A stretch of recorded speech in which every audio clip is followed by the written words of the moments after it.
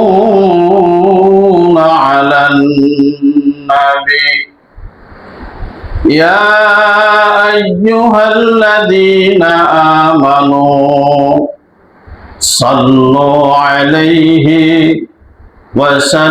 وسلموا تسليما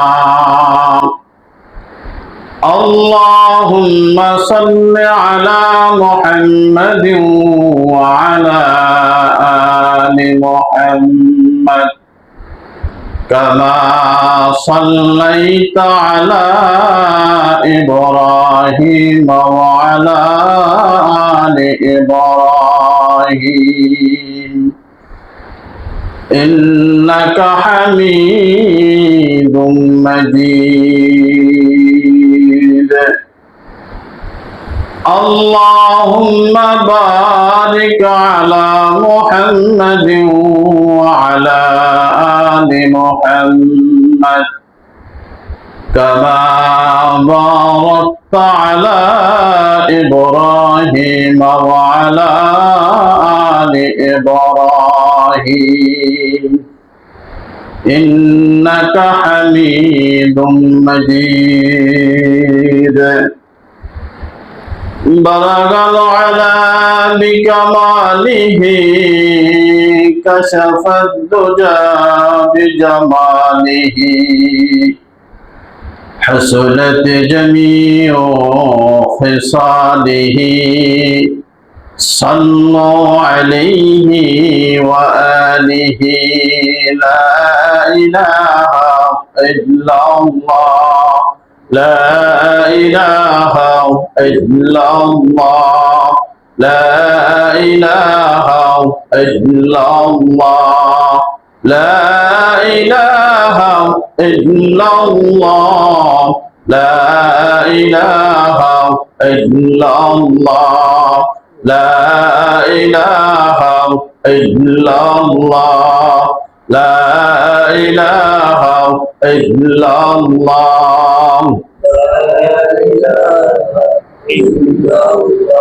لا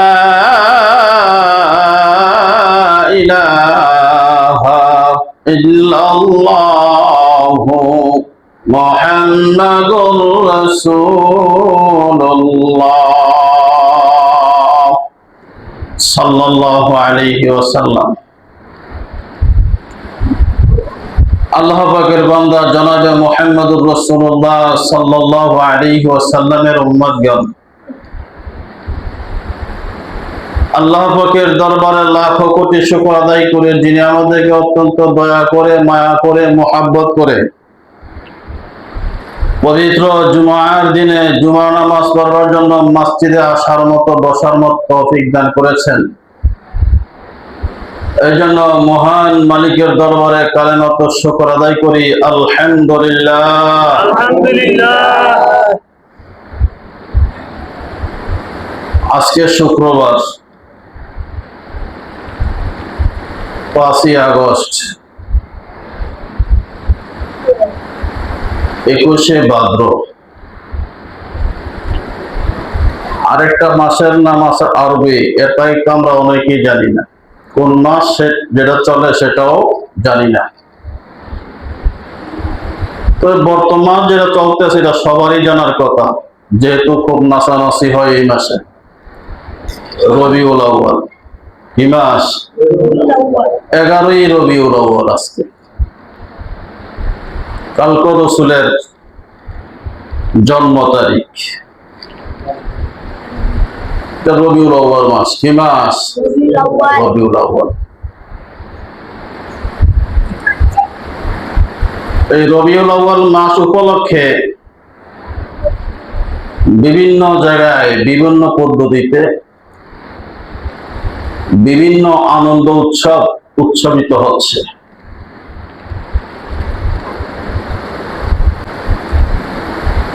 রাসূলে খোদা সাল্লাল্লাহু আলাইহি ওয়াসাল্লাম দুনিয়াতে আগমন করেছেন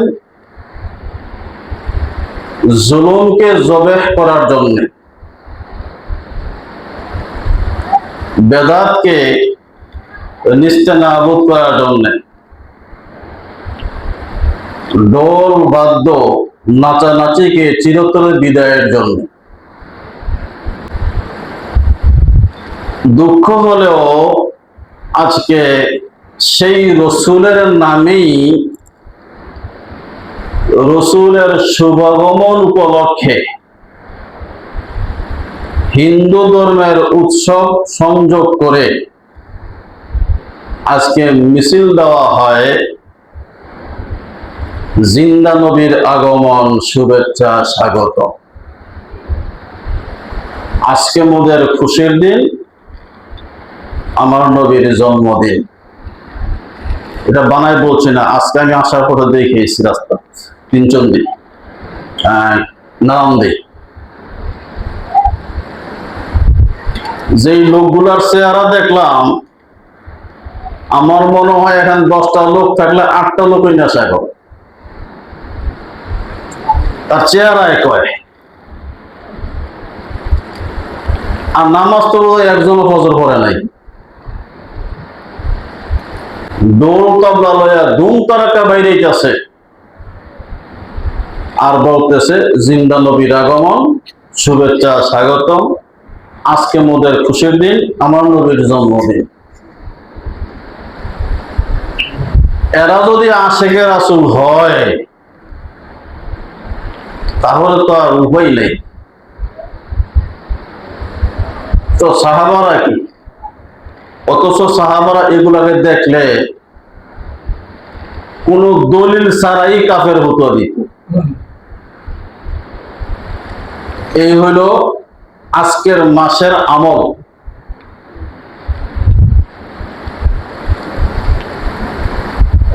12ই রবিউল আউয়াল রসুলের জন্মদিন।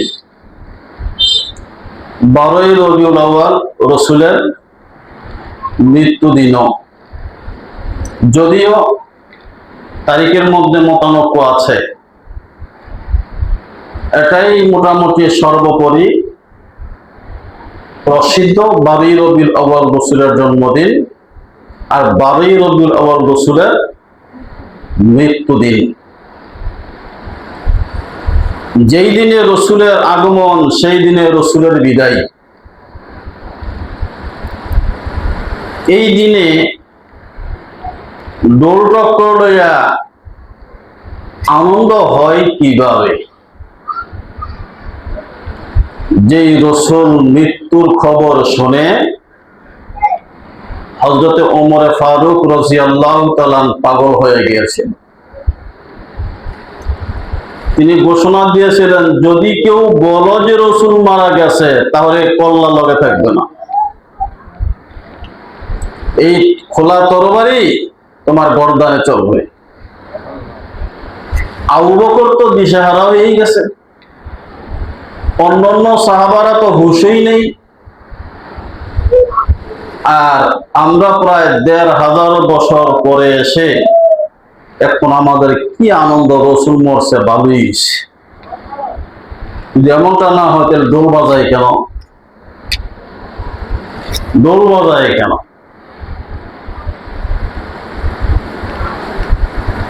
এক ব্যক্তি বিয়ে করছে প্রায় 10 বছর, সন্তান আদি হয় না। 10 বছর পরে গিয়া সন্তান হয়েছে, এও আবার ছেলে। তাহলে আনন্দটা কেমন? 10 বছর পরে বাচ্চা হয়েছে, এরপর আবার কি ছেলে। তাহলে আনন্দের তো শেষ নাই। কিন্তু দুঃখজনক, ওই দিন তার মাও মারা গেছে। ওই দিন তার কি মারা গেছে? মাও মারা গেছে। তো এখন সে যাবে কোথায়? একদো ছেলের জন্মদিন, কি আনন্দ, আমার মার মৃত্যু দিবস, এখন তো বেদনাদায়ক, এখন কি করবে? তো এরপরে কি মার কাছে গেলে হাউমাউ করে কাঁদে, মা দুনিয়া থেকে বিদায় হয়ে গেছে। আবার যখন ছেলের মানুষে বলে তুই কোন কান্দোসকে, তোর না 10 বছর পরে ছেলে হয়েছে, তো হা হা করে হাসে। তো কতক্ষণ হা হা করে আসার, কতক্ষণ আবার হা হা করে কাঁদে।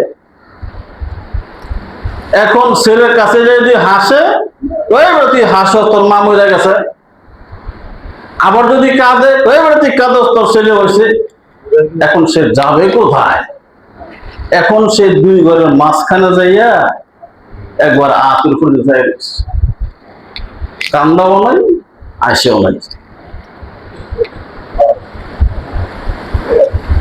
আজকে রসুলের জন্মদিন আবার মৃত্যুদিন, তুমি হাসো কিভাবে, ঢোল ডকর পিড়াও কিভাবে? রসুল তো এই দিনে মারা গেছে। মারা যাওয়ার পরে সাহাবাদের অবস্থা কি হয়েছিল? হযরত ওমরের কাছে ছিলেন না, একটু দূরে ছিলেন। খবর শুনছেন যে রসুল আর দুনিয়াতে নাই। উনি আসলেন, আয়সা দেখে যে সবাই কান্নাকাটি করতেছে। এখন উনি পাগল হয়ে গিয়েছে। উনি বলতেছেন, যদি কেউ বলো যে রসুল মারা গেছে তাহলে কল্লা কেটে ফেলবো। বিশাল অবস্থা রূপ ধারণ করেছে। আবু বকর দেখলেন ওমর তো একটা কিছু গোটায় ফেলবে, আর হযরত আবু বকর ছিলেন পাহাড়ের ন্যায় অটল। তিনি কি আল্লাহ তাআলা ধৈর্যের পাহাড় দিয়েছিলেন, ধৈর্যের জন্য পাহাড় পর্যন্ত ওনার কাছে হার মানতে বাধ্য। ইনি এমনি সারা পৃথিবীর সমস্ত মানুষের শ্রেষ্ঠ মানুষ হন নাই। হযরত ওমরের কাছে গেলেন, গিয়া বলতেছে, ওমর কি শুরু করলা? ও ভাই, রসুল কি মারা গেছে? এটা কেমন কথা? তখন তিনি কানে গিয়ে বললেন, আল্লাহ কি বলে নাই, ইন্নাকা মাইয়িতুন ওয়া ইন্নাহুম মাইয়িতুন, অবশ্যই আপনি মৃত্যুশীল, রসুলকে বলেন নাই? যখন এই কথা বললেন, হযরত ওমরের হুঁশ ফিরছে, হাত থেকে তরবারি পড়ে গেছে। ওমর ডাক দেয়া বলে, আবু বকর ভাই, এখন কি করব? এখন ধৈর্য ধরো, রসুলের দাফন কাফনের ব্যবস্থা করো। একটা স্বাভাবিক পর্যায়ে আসলো। এখন যারা বলে জিন্দা নবীর আগমন, শুভেচ্ছা, স্বাগতম, যদি তাদের বক্তব্যের এই রেজাল্ট হয় যে রসুল আসছেও জীবিত, কবরেও জীবিত, গেছেও জীবিত, তাহলে সম্পূর্ণ কোরআনের বিরোধী। আর কোরআনের বিরোধী যারা করে তারা মুসলমান নয়, তারা বেঈমান হয়ে গিয়েছে। কারণ রসুল অবশ্যই বলেছেন, হে আমার হাবিব, আপনি কিন্তু অবশ্যই মৃত্যুশীল, মৃত্যু হবে। এরা যদি বলে যে জিন্দা নবীকে দাফন করা হয়েছে, তো কোন মানুষকে জীবিত দাফন করা তো দূরের কথা, একটা জীবিত পিপিলিকাও জানা সত্ত্বে মাটি দেওয়া হারাম। তাহলে সাহাবারা কি এত জঘন্যতম কাজটা করলেন যে রসুলের মতো একটা রসুলকে উনি জিন্দা দাফন করেছে? অবশ্যই বোঝা গেল তাদের দাবি সম্পূর্ণ মিথ্যা। তাহলে ডোর টাক্কর ফিরাইয়া রসুলের শান বর্ণনা করে আহলে সুন্নাত ওয়াল জামাত হওয়া যায় না, বেদাতির ঠাকুর হওয়া যায়। বেদাতির ঠাকুর হওয়া যায়। রসুলের আহলে সুন্নাত ওয়াল জামাতের অংশগ্রহণ করে সুন্নতি দাবি করতে পারে না, সুন্নি দাবি করতে পারে না। তবে আমাদের বাংলাদেশে এমন কিছু মহান কাজ আছে যেগুলা কাজের সাথে বাস্তবের অনেকটাই অমিল। যেমন আমাদের বাজারে গেলে ফলের মধ্যে এক জাতীয় ফলের নাম আছে আনারস। নাম কি? আনারস। কথা বলেন, এটা যদি বডিতে ফুস দেওয়া হয়, বডিতে টলটল করে রস পড়ে। কথা ঠিক না ঠিক? তাইলে নাম দিছে আনারস, বডিতে ফুস লাগলেই রস পড়ে, তাহলে নামের সাথে কাজের মিলটা কোথায়? মিল নেই। আরেকটা ফলের নাম আছে বেদেনা, যেটাকে আমরা আনার বলি। এটা বাংলা দেখা যায় দানায় ভরপুর, দানা ছাড়া কোনো গোস্ত নাই, সব দানা খায়ও মানুষে দানা, তার নাম দিছে বেদানা। ঠিক তদ্রুপ ভাবে আমাদের বাংলাদেশে যারা সুন্নি দাবি করে তাদের কাছে সুন্নতের গোষ্ঠী নাই, তারা হচ্ছে সুন্নি। আর যারা আহলে সুন্নতুল জামাতের সুন্নতে ভরপুর তারা হচ্ছে ওহাবি। এই হলো বাংলাদেশের মিল। রাসূলে খুদা সাল্লাল্লাহু আলাইহি ওয়াসাল্লাম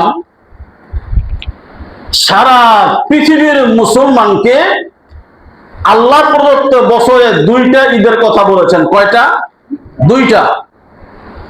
একটা ঈদ উদযাপিত হয় রমজানের পরে শাওয়ালের 1 তারিখে, শাওয়ালের 1 তারিখ।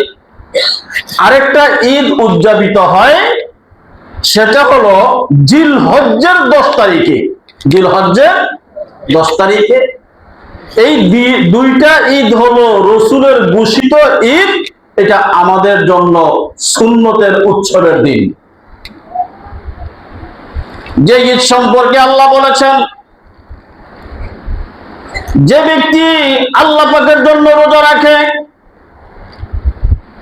ঈমান অবস্থায় সওয়াবের আশায়, আর ওই লোকটা ঈদের দিন যদি ঈদের নামাজ পড়তে যায়, নামাজের পরে যখন মুনাজাত হয়, ওই মুনাজাতের মধ্যে আল্লাহ তাআলা ঘোষণা করে দেন, হে ফেরেশতা সকল দেখো, একটা মাস উপবাস থেকে আজকের বিনিময় নেওয়ার জন্য মাঠে আসছে, তাদের জন্য কি করা যায়?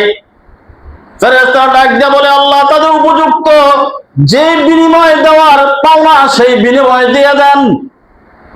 আল্লাহ তাআলা ঘোষণা করেন, তোমরা সাক্ষী থাকো, আমার ইজ্জতের কসম, আমার বরত্বের কসম, আমার জালালিয়তের কসম, আমি আমার এই বান্দাগুলাকে জীবনের সমস্ত গুনাহ মাফ করে দিলাম। শুধু গুনাহ মাফ করে শেষ করি নাই, এই বান্দারা যখন ঈদগাহের ময়দানে প্রবেশ করে তাদের যত জীবনের গুনার বোঝা আছে, ওই গুনার বোঝা তাদের গাড়ে থাকে না। আমার অসংখ্য ফেরেশতা তাদের জন্য ওই গুনার বোঝা নিয়ে ঈদগাহের দরজায় দাঁড়িয়ে আছে, গেটে দাঁড়িয়ে আছে। যারা সঠিকভাবে তওবা করে আমার কাছে ক্ষমা চাইতে পারে, তাদের গুনাহ তো ক্ষমা হয়েই যায়। আর ওই যে গাটুরি, গুনার গাটুরি নিয়ে ফেরেশতা দাঁড়িয়ে আছে, ওই গুনাহগুলোকে আমি আল্লাহ তাআলা সওয়াবে পরিণত করে আমার বান্দার গাড়ে চাপায় দেই। গুনাহ সহজ সওয়াবে পরিণত হয়ে যায়। ঈদগাহ সম্পর্কে আল্লাহ পাক বলেছেন, আল্লাহ রাসূল বলেছেন, কুরবানি সম্পর্কে আল্লাহ রাসূল বলেছেন, হে আমার সাহাবারা, যখন মানুষগুলা হালাল পয়সা দিয়ে, হালাল অর্থ দিয়ে একমাত্র আমি আল্লাহর জন্য তোমার তরিকায় কুরবানি দেওয়া হয়, ওই কুরবানির পশু যখন মাটিতে শয়ন করা হয় আর তার গলায় ছুরি দেওয়া হয়, ওই ছুরিটা লাগার সাথে সাথে যে রক্ত প্রবাহিত হয়, ওই রক্তটা জমিতে পড়ার আগে আগে আমি আল্লাহ তার কুরবানিগুলোকে কবুল করে নেই। এখন আমার প্রশ্ন, 3 নাম্বার ঈদ যেটা তোমরা বানিয়েছো 12ই রবিউল আউয়াল, ওই ঈদ সম্পর্কে কি ফজিলত তোমাদের কাছে আছে? একটা আয়াত, একটা হাদিস দেখাও। দেখাইতে পারবে না। একটা সাহাবার একটা কর্ম দেখাও, তাও পারবে না। আইমায়ে মুজতাহিদের একটা অংশ দেখাও, তাও পারবে না। উলামাদের একটা কর্ম, তাও দেখাইতে পারবে না।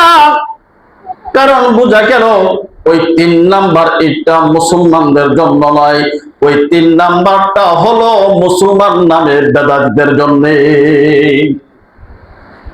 3 নাম্বার দল বেদাতীদের জন্য।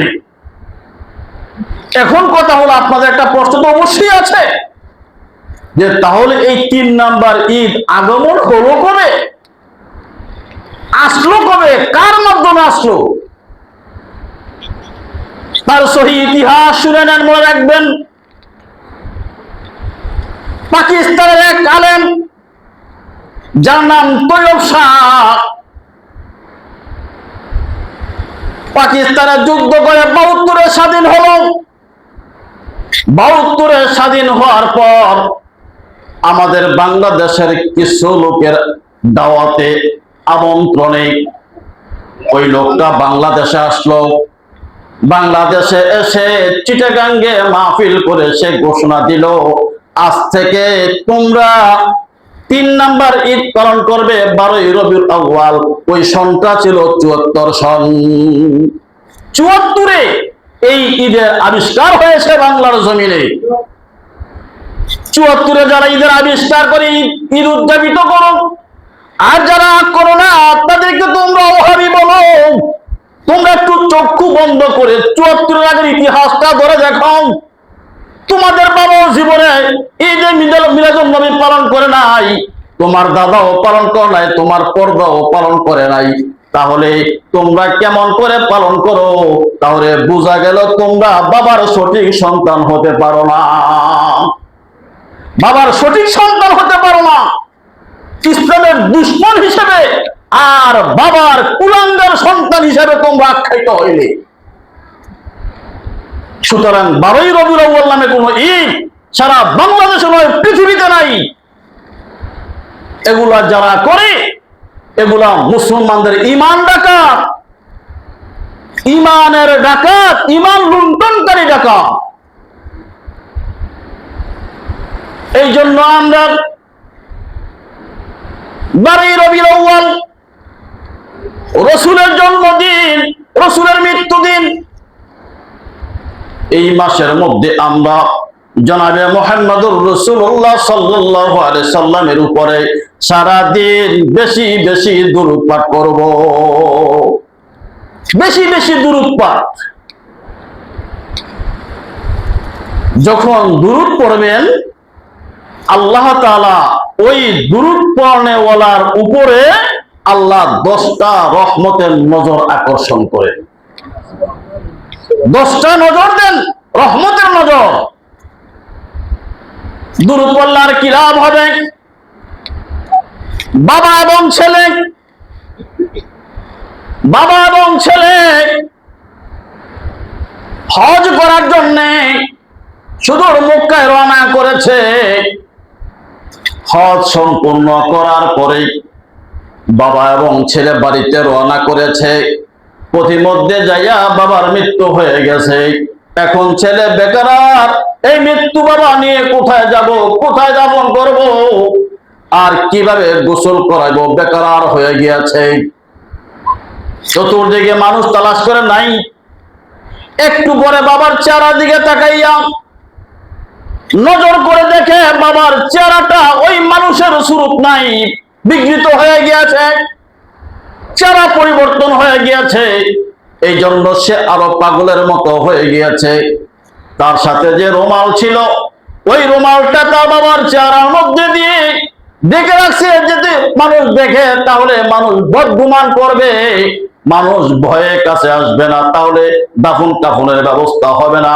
এই জন্য চেহারাটা ঘুরে রেখে বাবার কাছে বসে বসে ক্রন্দন করে। একদল হাজিরা এদিক দিয়ে যায়, জিজ্ঞেস করে বেটা ক্রন্দন করো কেন? ওই আমার বাবা মৃত্যুবরণ করেছে, দাফন করব কোথায়?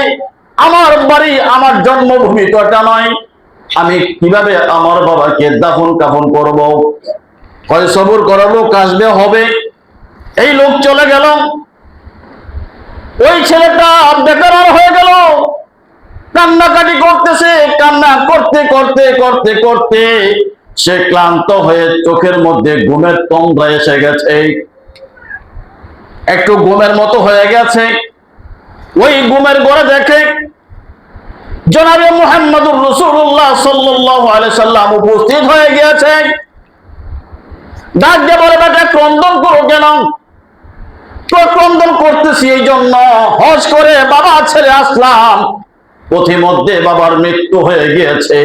কিন্তু আশ্চর্যের ব্যাপার, বাবার চেহারা পরিবর্তন হয়ে গেছে, এখন ভয়ে কেউ কাছে আসে না। ওই কই রুমালটা সরাও দেখি। এখন রুমালটা সরানোর পরে জনাবে মুহাম্মদুর রাসূলুল্লাহ সাল্লাল্লাহু আলাইহি সাল্লাম এই রহমতের হাত মুবারক চেহারার মধ্যে মুছে দিলেন। মুছে দেওয়ার পরে ওই চেহারা নূরে নূরান্বিত হয়ে সূর্যের মতো চমকাইতে শুরু করেছে। হঠাৎ ঘুম ভেঙে গেল, হঠাৎ ঘুম ভেঙে গেল। কিন্তু ওই ছেলে জিজ্ঞেস করছিল যখন রাসূল চলে যায়, আপনি কে? আপনাকে চিনলাম না। এত বড় একটা উপকার করেছেন, কই তুমি চিনো না? আমি দুজাহানের বাদশা, উম্মতের কান্ডারি মুহাম্মদুর রাসূলুল্লাহ সাল্লাল্লাহু আলাইহি ওয়াসাল্লাম। কই তোমার বাবা প্রতিদিন আমার 200 বার দুরূদ পাঠ করতো আমার জন্য। ওই 200 বার দুরূদ পাঠ করতো, সারাদিন 200 বার দুরূদ পাঠ করার পরে কিছুক্ষণ পূর্বে এক সাহাবা, এই ফেরেশতা আমার কাছে গিয়ে বলল, ইয়া রাসূলুল্লাহ, ইমুকের ছেলে অমুক যে দুরূদ পাঠ করতো, ওই লোকটা আজকে দুনিয়া থেকে বিদায় হয়ে গেছে। কিন্তু আশ্চর্য হলো, এত দুরূদ পাঠ করার পরেও তার চেহারা পরিবর্তন হয়ে গিয়েছে। তখনই রাসূল তার এই উপকারের জন্য এসেছিলেন। এই জন্য বলবো 12ই রবিউল আউয়াল, এই পুরা রবিউল আউয়াল মাসটা আমরা দুরূদের উপর কেটে দিব। বেশি বেশি যখন দুরূদ পাঠ করব, আর ওই দুরূদের ভিতরে যদি আমার ভাব থাকে, তাহলে এমনও হতে পারে ঘুমের ঘরে আল্লাহর পয়গাম্বরের দিদার হয়ে যাবে। রোজে আজল সে হো মাই বিমারে রাসূল, रोजे अजल से हो मैं बीमार रसूल, ख्वाब में देखा दो नूरे अनवार को। ওই রূহের জগৎ থেকে একটা লোকে আক্রান্ত, সেটা রসুলের দিদার। যতক্ষণ পর্যন্ত রসুলের দিদার পাবো না, ততক্ষণ পর্যন্ত ওই রোগের ঔষধ পৃথিবীতে কোনো আবিষ্কার করতে পারে নাই। হে আল্লাহ, আমাকে স্বপ্নের গড়ে হলেও আপনার হাবিবকে আমার দিদার করিয়ে দেন। সুবহানাল্লাহ। এই জন্য আমরা শুধু এই মাসে নয়, যেহেতু এটা রসুলের আগমনের মাস, রসুলের বিদায়ের মাস, এই মাসে আমরা বেশি বেশি দুরূদ পড়বো, রসুলের উপর বেশি বেশি দুরূদ পড়বো এবং সারা বছর বেশি বেশি দুরূদ পড়বো। আল্লাহ তাআলা আমাদের সকলকে রসুলের উপর বেশি বেশি দুরূদ পাঠ করে রসুলের সুন্নতের তাবেদারি হয়ে এবং আল্লাহ পাকের হুকুমকে সঠিকভাবে পালন করে সহিহ উম্মত এবং বান্দা হয়ে কবর যাইবার তৌফিক আমাদের সকলকে দান করেন। বল আমিন। ওয়া আখিরি দাওয়ানা আলহামদুলিল্লাহি রাব্বিল আলামিন। যারা সুন্নাত পড়ে সুন্নাত করে নেন।